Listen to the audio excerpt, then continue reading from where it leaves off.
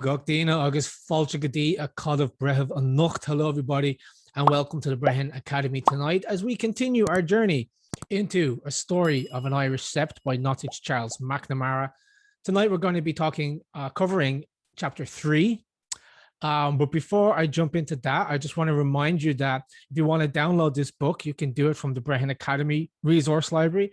So all you have to do is sign up there for a free account, navigate over to the library, search for a story of an Irish Sept. And if you want to, you can read along with this video, or of course, you can read it in your own time as well. There's over 100 different resources there on that library. So something for everybody. But before we jump into chapter 3, let's just do a quick recap of what we talked about so far. So in chapter 1, it was about the origins of the Sept, this confederation of families from County Clare. Nottige Charles Macnamara drew a parallel, or from his analysis, thinks that the family from which he derives ultimately descend from the Firbolgs, and that they have a connection to the Basques of the Northern Iberian Peninsula. I'm not going to say Spain, as I mentioned in the previous video, but the Basque people. In chapter 2, we started to explore the nature of law and society in these early times in Ireland. And this is where we got our introduction to the Bretton Law. We talked about how the Bretton Law had actually a pre-Christian origin, and he mentions very briefly that it may have Aryan origins, and we'll get into that a little bit more as we go through this story. We also talked about some legal principles like the law of distress, fasting for justice, the law surrounding bees and beekeeping, the nature of the relationship between the chief and the tribe, parenting and fosterage, and many other topics were covered in chapter 2 in, as I said before, kind of just a brief introduction and synopsis of Brehon law and society under it. Everything that proceeds from this now is going to be building on what we've covered so far. So in chapter 3, we're going to be going a little bit deeper. We'll talk about some more topics that have kind of been covered already, but it's important that we lay that foundation about Brehon law first before we dive into these topics in a bit more detail. Some of the things I think you're really going to love about this chapter is we'll be introduced to the famous Bards of early Ireland and their schools. So the nature of education, how long did it take to become a bard, and what was the schools that they ran themselves.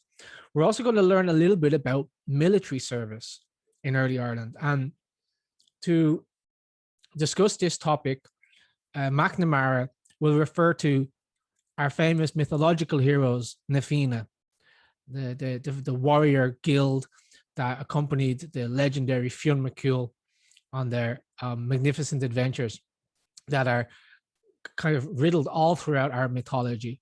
Even in the names of places in Ireland, we still hear reference to Fionn McCool and his Na Fianna warriors. So in this chapter, we're going to talk about the 4 sacred injunctions that were placed on the Na Fianna, and also learn a little bit about the nature of, I guess you could say, warriorship, the nature of warriors in early Ireland, and how far from being brutish, barbaric types, they were intimately connected with the arts and with poetry. Next, we're going to talk about the nature of charity and sick maintenance in Ireland, physicians, and a little bit on the nature of medicine. We'll go deeper then into land ownership in the tribe and talk about a very interesting, and I want to emphasize this before we jump into the chapter, one of the most important parts of understanding early Irish society is understanding the nature of clientship. So early Irish society could be described as a renter economy, and it had a very clearly defined hierarchy. And your place in that hierarchy was dependent upon, well, a few factors, but primarily the amount of land and property that you had. And I've said this before, your nobility was not defined by how much you had as such, but it was more defined by how much you could afford to give.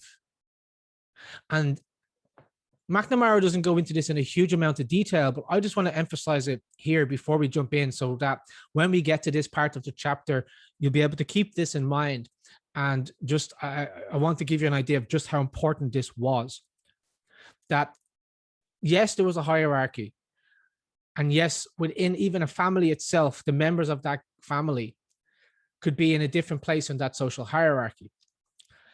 But it was a generous system in the sense that if you were a young man and you were starting off in your life and you wanted to get ahead, you would borrow land, you would borrow cattle and stock from a more wealthy member of the tribe, a wealthier freeman. And the nature of this relationship was that you then became like a client of this wealthier landowner, which in many cases would be a member of your own family, maybe your uncle or something. And the nature of that relationship came with certain duties and responsibilities from both sides, from both parties. So for the client, part of the responsibility was to pay a certain amount of food from your produce to the landlord. I don't even like to use the word landlord, and I don't like to use the word master either, but it is kind of accurate to what we're talking about here.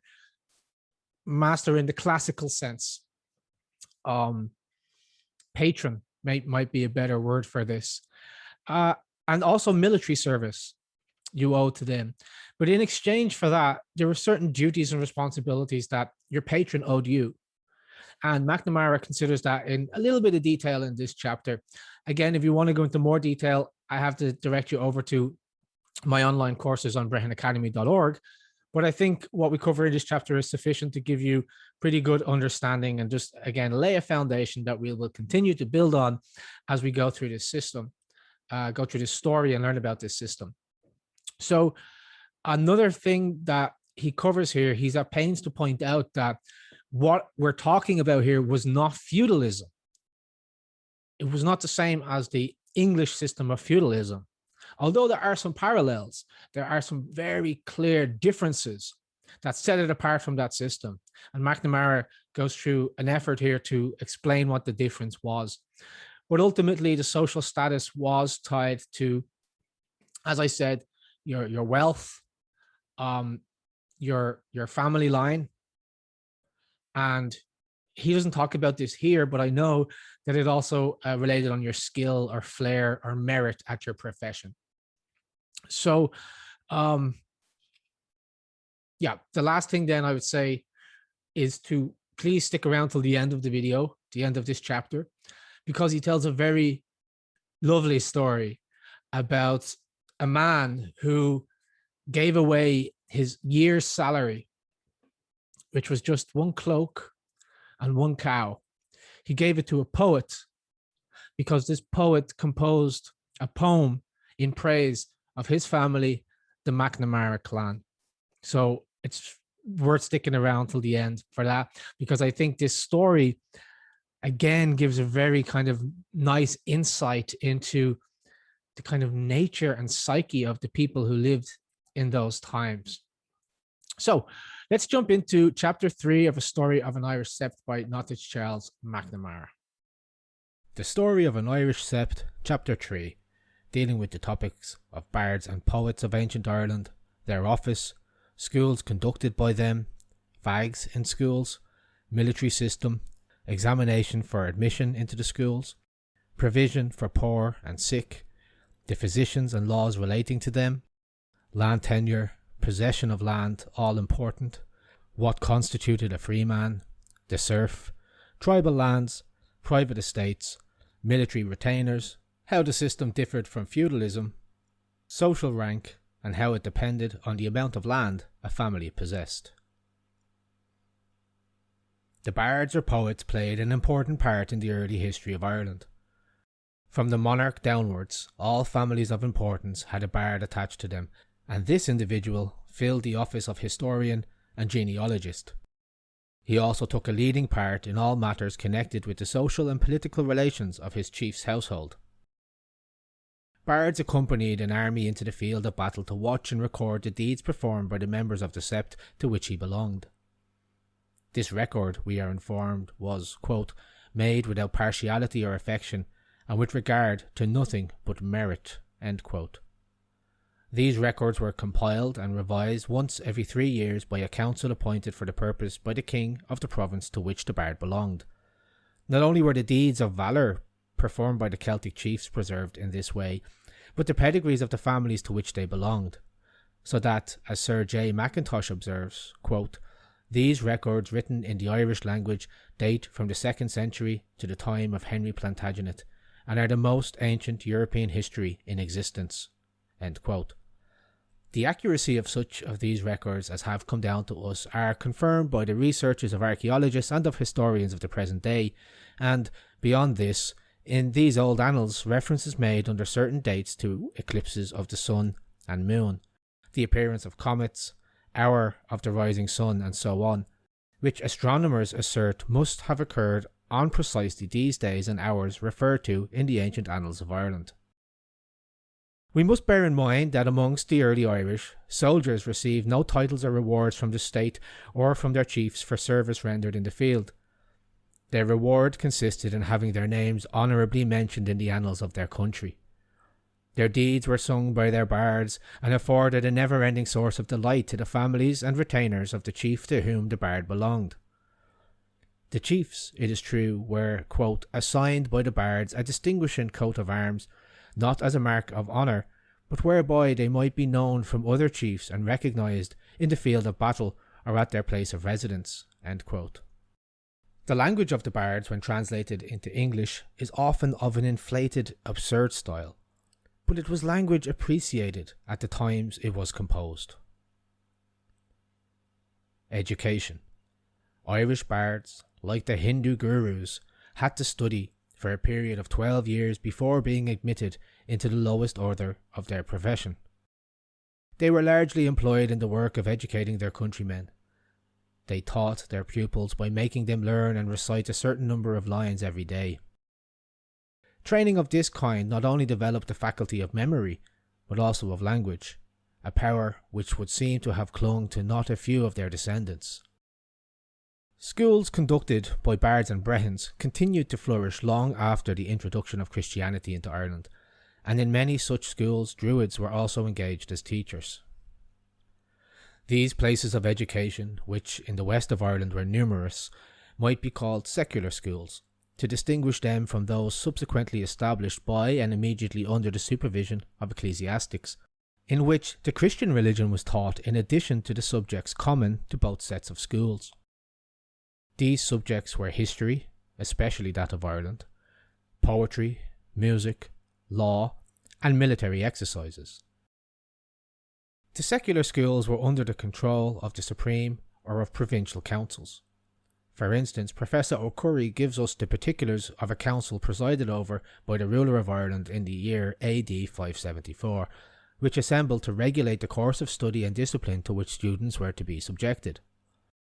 Many of these Irish schools became so famous that students flocked to them from all parts of Europe. Keating states that he had examined the roll of Clonard and found it had at one time no less than 3,000 students. Dagobert II, King of France, was sent to Ireland to be educated. St. Shannon, a native of Clare, states that in his time 50 monks had travelled from Rome to study the scriptures in Ireland. The labour and exquisite taste shown by Irish monks of old in their copies of the scriptures testify to the zeal and value which they set on work of this kind. Professor Westwood of Oxford, writing on the penmanship of the Irish, remarks of the Book of Kells that, quote, "It is the most astonishing book of the 4 Gospels which exists in the world. How men could have got tools to work out the designs I cannot conceive." End quote.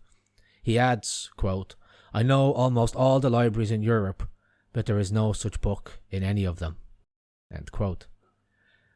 In the larger schools, the students lived in small round cells, laid out in regular order and according to the tribes to which they belonged. The authorities by no means neglected the care of their students' bodies. Physical training formed a part of their system of education. Beyond this, they encouraged horse racing, honours were awarded for running, jumping, swimming, and other manly exercises. From the interest which not a few famous Celtic Irishmen took in afterlife in the schools, it is certain that on the whole a student's career was far from an unhappy one in those early times. In the life of St. Adawan, we meet with a curious story illustrating the fact that in his day fags existed in Irish schools. It seems that Adawan, when a student, had been out early one morning to obtain supplies for those noble students upon whose good cheer it was his turn to administer. He was hurrying along the road with a vessel full of milk on his back when a cavalcade overtook him, among whom was the King of Ireland returning at this early hour of the morning from hunting. Adawan, in attempting to move out of the way of the king and his friends, fell over a bank and spilt his milk.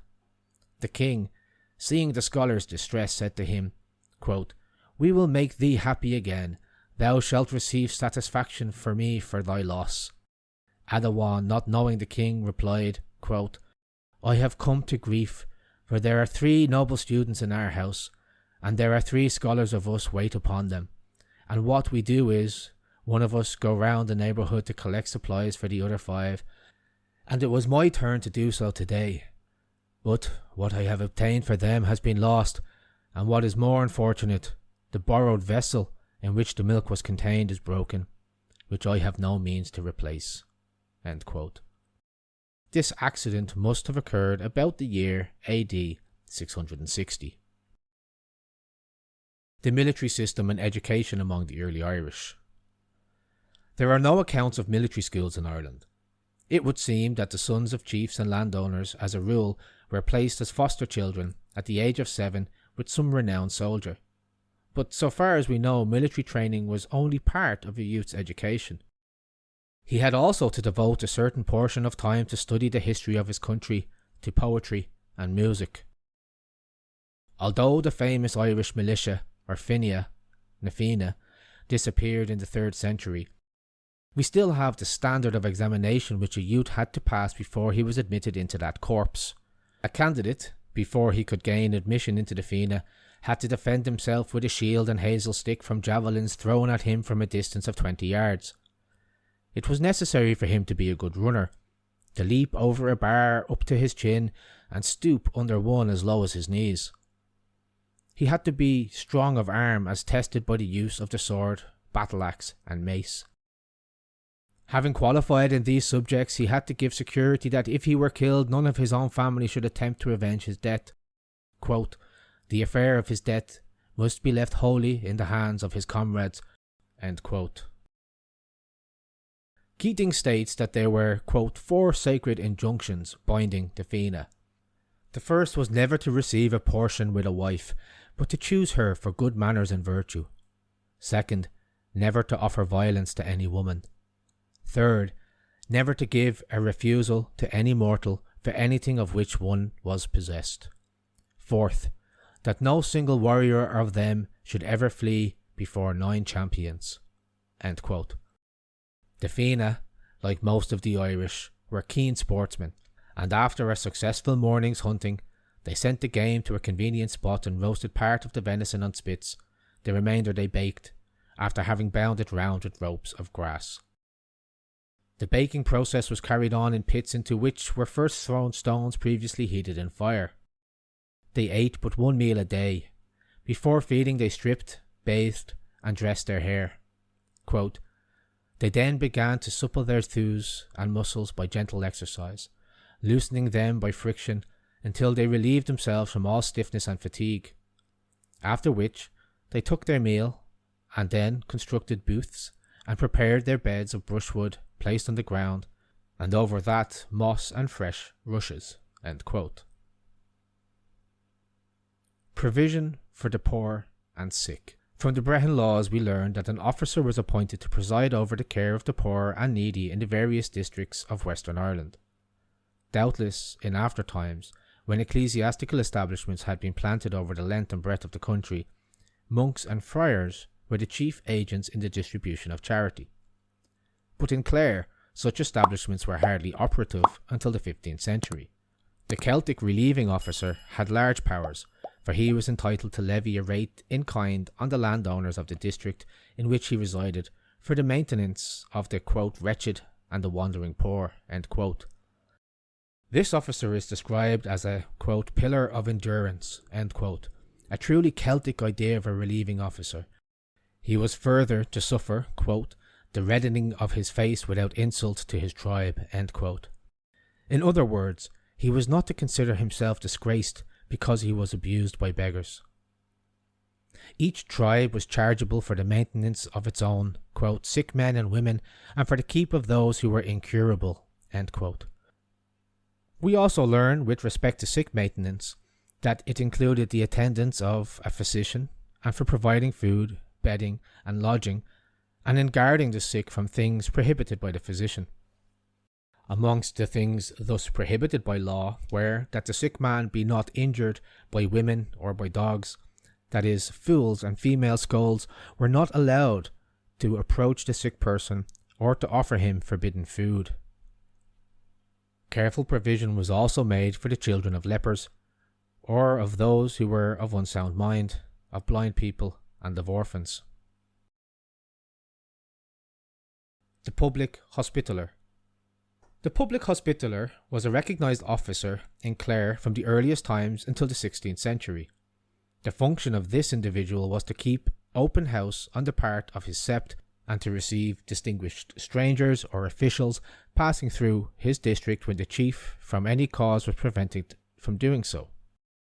To enable the Hospitaller to perform these functions, he was allowed 500 acres of free land, besides personal privileges.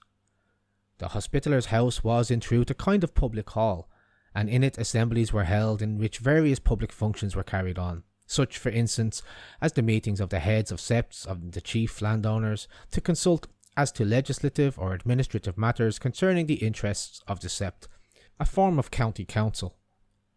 The dwelling occupied by this official was built at the meeting place of a crossroads, and he was bound to keep a light burning over his residence throughout the night so as to direct wayfarers to the house.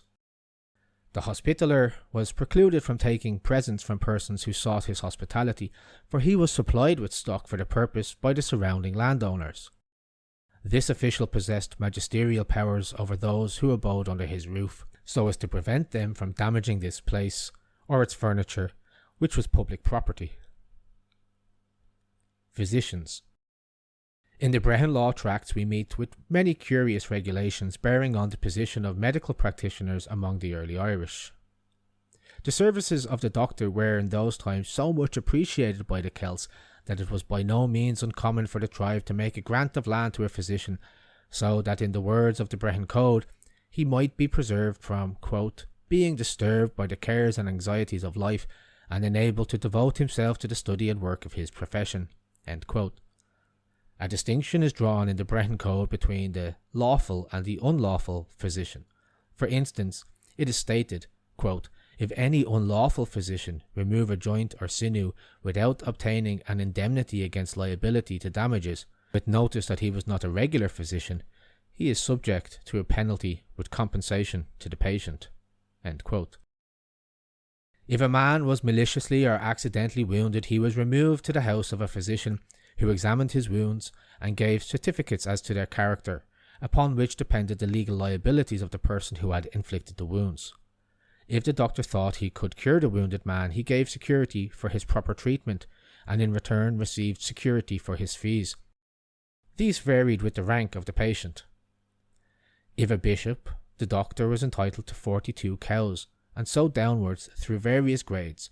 For the, quote, houseless homeless man, a horse boy, or a slave, end quote, the doctor's fee was 2 cows. The Celtic physicians appreciated the value of cleanliness, pure water, and free ventilation in the treatment of the sick and wounded. The doctor's house, under the provision of the Bretton Laws, was the appointed place where the sick were to be treated, and as a matter of fact, until the 15th century, wounded men, including the chiefs of septs and tribes, were frequently taken to be healed of their wounds in the house of a physician. These houses were ordered to be built either on the bank of a running stream or with such a stream passing through their precincts of the house. The building was to be provided with 4 doors, with the object, quote, of allowing all that took place within it to be open to inspection, and further to permit 1 door being left open whichever way the wind blew, end quote. The hot air bath was employed for the cure of rheumatism, and shampooing was highly extolled. There is much in the system of medicine as practiced by the early Celts of Ireland which connects their ideas and practices with that contained in Sanskrit works on the healing art. And there can be little doubt that the Celts carried with them from their Aryan homes those notions of the practice of medicine and surgery which crop up in so curious a way in the Brehon Law tracts.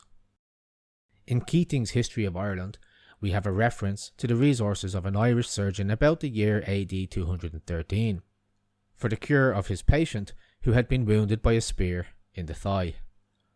The surgeon found on probing the wound that the rusty point of a spearhead had broken off and remained deep in the flesh. He directed that a ploughshare should be made red hot in the fire. This having been done, the doctor seized the heated iron and with a cruel countenance brought it near the patient, at the same time ordering him to expose the wound. The patient, however, was so alarmed at these proceedings that he made a desperate leap off his couch and rushed across the room.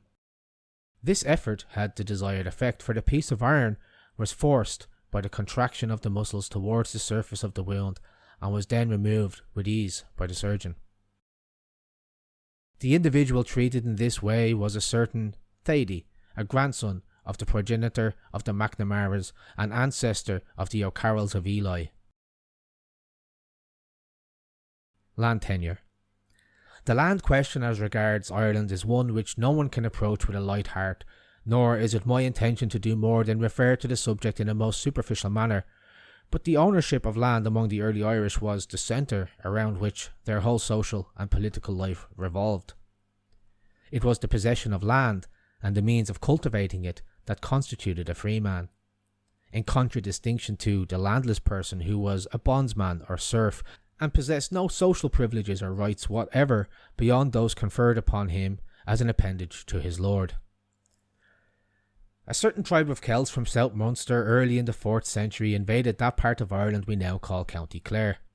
After subduing the inhabitants of this territory, the Celtic chief who was in command of the invading force proceeded to divide the land, first amongst his 4 eldest sons, and then to his other children and near relations. Lands apportioned in this way became what are known as tribal lands, a tribute being charged on these lands by the chief of the tribe who, as a matter of fact, had by conquest become possessed of them and made them over to his tanist, sons and near relations. The tribal lands, however, were simply lent to certain individuals who were nearest of kin to the chief. They were still the property of the tribe, and so, at stated periods, were redistributed among its freemen. This principle is laid down in the Bretton Laws as follows, quote, "What a man had not bought, he cannot sell. No man shall grant land except such as he himself has purchased unless with the consent of the conjoined family, and he must leave his share in the lands to the common possession of the family to which he belonged." End quote. It is further laid down in these laws that, quote, "a man was bound to keep his lands during his life perfect, and leave them with no greater debt than he had received them with." End quote. Lastly, quote, "persons are of equal rank when they have the same quantity of land." End quote. It is, however, certain that in the course of time the descendants of the original chiefs came to occupy the same tribal lands for many generations, until such property passed into what we now understand as freehold and was transmitted from one generation to another. Beyond this, the chief of the tribe reserved certain lands as mensal or personal property. He took also the best of any subsequently conquered lands, so that in this way, beyond his tribal possessions, he accumulated private estates which he dealt with as his own. The same thing happened in the case of the chief men of a Sept, and such private property was augmented from lands probably in the first instance in possession of the original occupiers of the soil, but which had not been included in the primary assignments of tribal lands. No inconsiderable part of Clare was formerly covered with forest trees, bogs and barren land, all of which went to form the common lands, and these, under certain restrictions as to grazing, belonged to the freemen of the tribe. But as the forests were cleared off and wastelands brought into use, it was appropriated to a large extent by the existing landowners and helped to build up the private property of these individuals. The tribal lands were cultivated by the occupiers of the soil, About 60 acres were supposed to be sufficient to maintain a family in a fair position in the social scale. But the quantity of land was calculated by the amount of seed it required for cultivation and the cattle it could feed, rather than by its area. A landlord having an excess of tribal lands beyond that which he required for his own maintenance and that of his family, handed over so much of the soil as he did not want to his relations. A landholder of this description did not pay tribute for his land, but was bound to the landlord not only for military service, but also at stated periods to provide food for his lord's servants and family, and on certain festive occasions to grant him a specified quantity of foodstuff. There were, however, another class of landholders, who were not only more numerous than those above referred to, but who in the course of time, as military followers, exercised the most important function in the state. These landholders occupied the private estates of landlords, to whom they paid tribute, either in stock, grain, or some other commodity. We can form an idea as to how this charge was liquidated, when we learn that in one instance, A, it amounted to, quote, a calf, a salted pig, 3 sacks of wheat, 3 of malt, and a handful of rushlight candles, end quote. In another case, B, to a, quote, cow of prescribed size and fatness, a salted pig, 8 sacks of malt, 1 of wheat, and 3 handfuls of rushlights, end quote. Individuals accepting the position of a landholder in these circumstances would hardly have been a Celt if, when taking the land, he had sufficient stock to work it. He was obliged, therefore, to turn to his landlord, who was in fact bound to supply his retainer with a certain amount of stock in proportion to that which he had agreed to give for the land. For instance, in the case specified above, A, the landlord was bound to supply 6 cows to the landowner if he required them. In the case B, he had to supply 24 cows. But now came in the power of the landlord. Every man accepting stock in this way was compelled to fight under his landlord whenever called upon. He became a military retainer, and also had to give his labour at all times in building forts, making roads, and other specified public works. It is true, no man was obliged to take stock, and he might return it to his landlord and so be free from military service. Beyond this, if food, rent, and service had been rendered for 7 years by the recipient of stock, on the death of the landholder was entitled to the stock. On the other hand, if the landholder died, his family were to a great extent relieved from the obligation the deceased had incurred.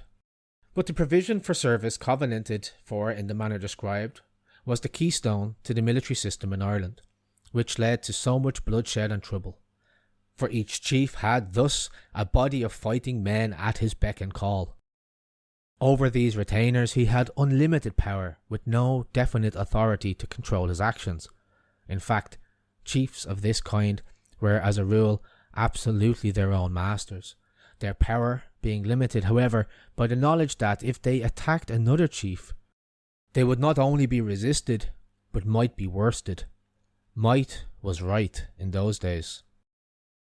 Professor O'Curry has, however, clearly shown that this system differed from feudalism in many essential features. In the first place, the chief was invariably elected to his office, and his successor, or tanist, was in like manner elected by the freemen of the tribe.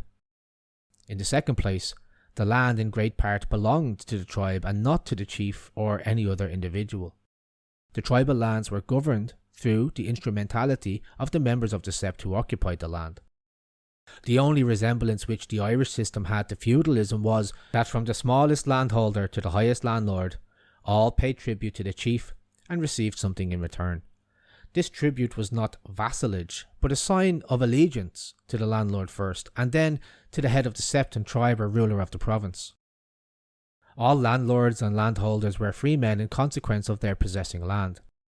This possession of land was all important, and it is the survival of this feeling which engenders that intense desire to possess land which is so marked a characteristic of Irish men even at the present time. In days gone by, the landholder was the free man, and the landless man the bondsman, because he had no direct lien on the soil. These bondsmen had no social position. They could neither appeal to a Brehon for redress or appear to give evidence before him.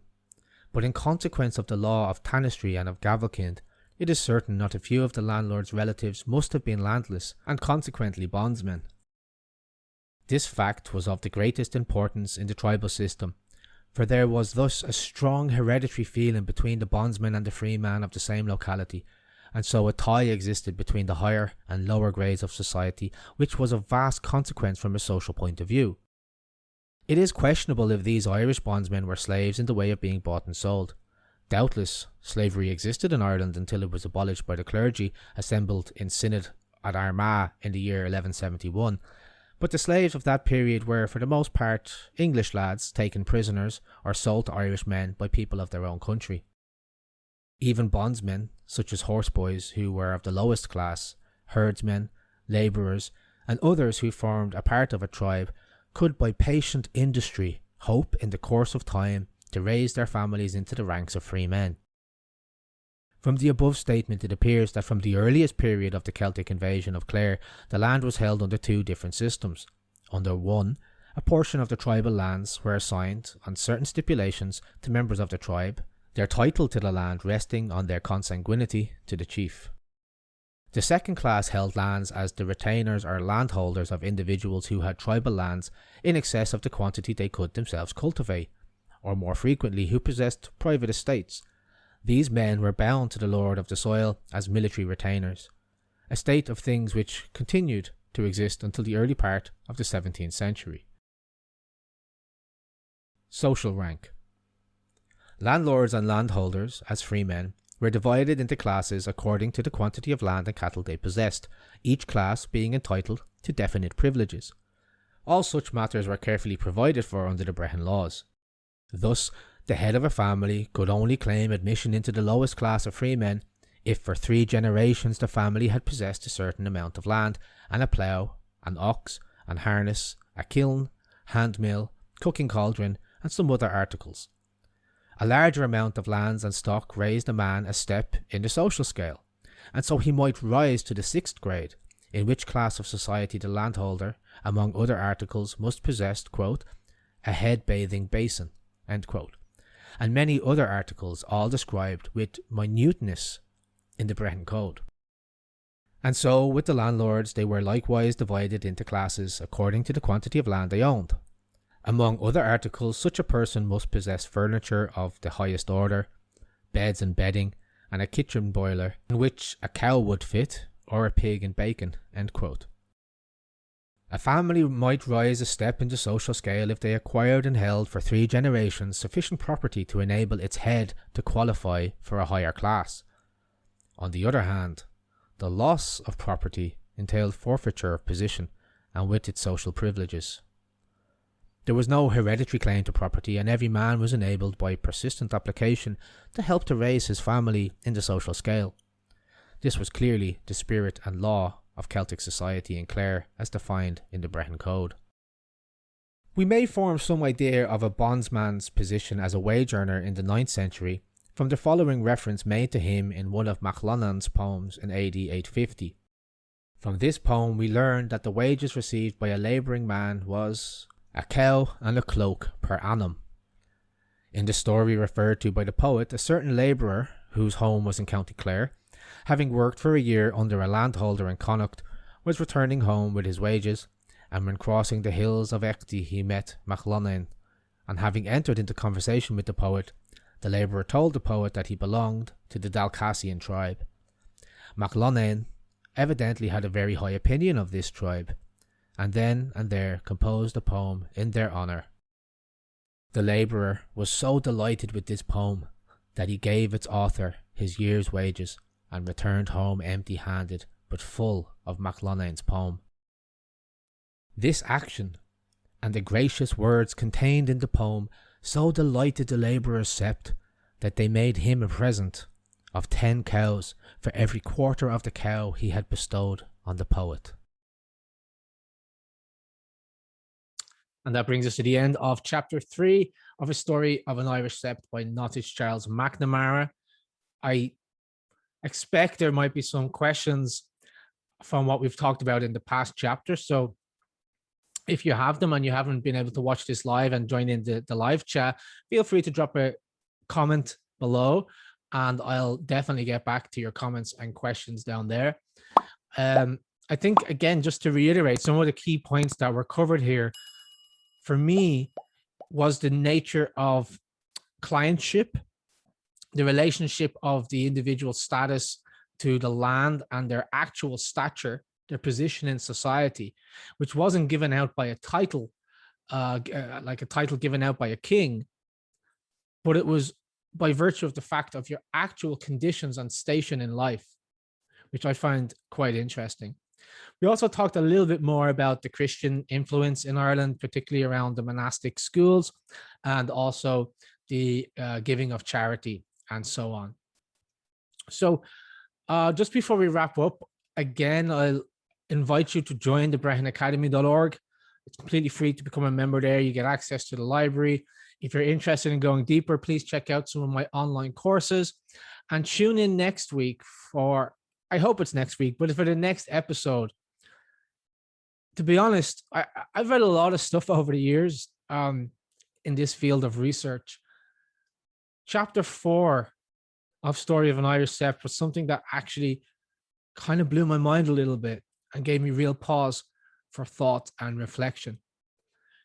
In chapter 4, we're going to learn about the spirituality and religion of the early Irish.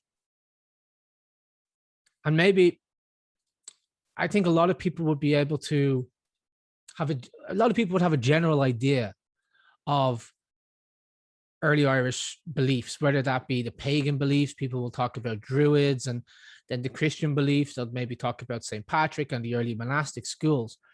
But we're going to be introduced to very interesting character in chapter 4, John Scotus Eregina. And the reason this kind of blew my mind is that although I appreciated that Ireland had a very significant place in the spiritual order of the ancient world, both while it was pagan and as a Christian country, this chapter really explores that in detail. And we learned that these early Irish thinkers were quite ahead of their time. And if you've been following this series from the beginning and listening with a very keen ear, you may have noticed kind of references throughout this to the Vedic teachings of India, Sanskrit teachings, mention of Aryan civilization. Even in the previous chapter that we just covered, he talks about Ayurveda, this Sanskrit manuscripts about health and healing and well-being and good diet and everything like that. And he likens that to the physicians and the approach to medicine in early Ireland. And he also compared the Bardic schools to the schools of the Hindu gurus, which is quite fascinating when you think about it. Now, I could go deeper into this topic if we had more time. It'd probably be good content for a future separate video. But the connections between ancient Ireland and ancient India definitely merit a lot more investigation. Even the connections between modern Ireland and India, very few people know that the India flag of India is green, white, and orange, modeled on the tricolor of Ireland. The Constitution of India, the modern one, is modeled on the Constitution of Ireland. And the first president of India, Nehru, was a member of the Irish Republican Brotherhood. But as I said, that's a story for another day, okay? In this next chapter, chapter 4, we will explore a little bit more of these connections. And if you've been with me this far, and this is the sort of content that interests you and gets your brain ticking, I really think that you're going to enjoy chapter 4. I don't think that I'm going to cover this whole book, at least not in the next couple of weeks. Like I think I'm going to go up to chapter 5, which is the Danish invasions and the story of Brian Boru, maybe chapter 6. And then even if I do go up to chapter 6, I'll be taking a break after that for some time to focus on some other content that I'm working on at the moment as well. So there's only 2 more for now, 2 more chapters left to go, chapter 4 and chapter 5. And if you've been enjoying it this far, I think you're really going to enjoy the next chapters. So until next time, slán go fóill.